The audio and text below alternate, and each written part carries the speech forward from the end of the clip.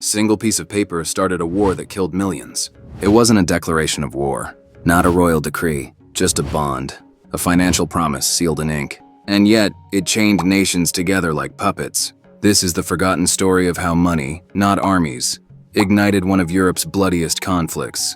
In 1870, France was desperate. The empire of Napoleon III was drowning in debt. Across the border, Prussia, led by Otto von Bismarck, saw an opportunity. France issued a massive war bond to rebuild its pride. Investors poured in, but behind those signatures was a trap. Bismarck's spies had already bought into France's debt, quietly, anonymously. When war broke out between France and Prussia, guess who profited? Every cannon fired in France lined Prussian pockets. The bond was more than money. It was influence. Whoever owned France's debt controlled her future. When Prussia crushed France in 1871, the bondholders, mostly foreign, demanded payment.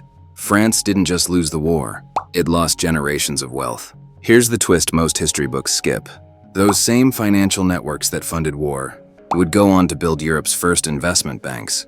War bonds didn't just fund soldiers, they built empires of finance. After the smoke cleared, investors saw something terrifying and tempting. If you could profit from war once, you could do it again. By the early 1900s, financial markets were already shaping alliances. By 1914, the Great War, the same mechanisms repeated.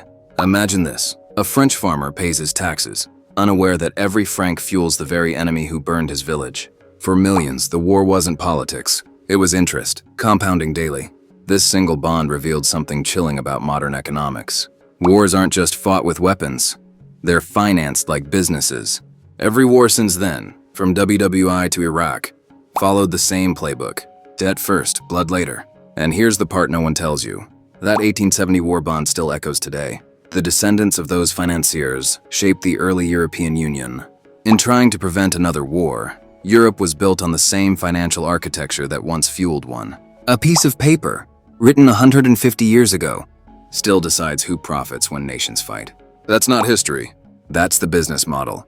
So next time you hear about defense bonds, remember, the first war didn't start with a bullet.